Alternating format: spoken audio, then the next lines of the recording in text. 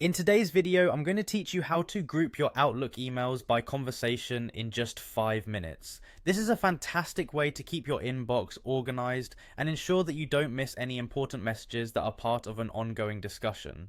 By grouping emails by conversation, you can view your messages in a more coherent thread, making it easier to follow the flow of communication. Let's start by logging into your Outlook account. Open your preferred browser and navigate to the Outlook login page. Once you arrive at the page, look for the sign in option and click on it. This will prompt you to enter your email address and password. Enter your details and hit enter or click on the sign in button to proceed. If you have two-step verification enabled, make sure you complete that as well to access your account securely. Once you are logged in, you'll be directed to your mail interface. Now the first thing you want to do is go to your email inbox. Look for the mail icon or link on the page and click on it to open your mailbox. This will bring up all your email messages, and it's here that we'll start organizing them by conversation.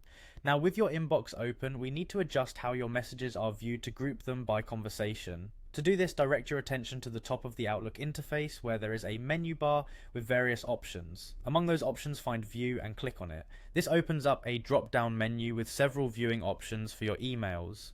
Once the drop-down menu is open, look for the Messages option and click on it. Selecting Messages sets the foundation for changing how your emails are displayed. Although this might seem like a minor step, it's essential for enabling the correct view setting for conversations. Next, you want to switch to the Conversations view. After selecting the Messages option, in the drop-down menu or just nearby, you'll see an option labeled Conversations. Click on this to begin converting your email threads to a conversation view. This allows your emails to be bundled together based on the subject line or the ongoing conversation, maintaining coherency. The final step is to enable the option to group your emails into conversations. After clicking Conversations, you should see an additional menu or a new option becoming available, asking if you want to group into conversations. Click this option to activate the grouping feature.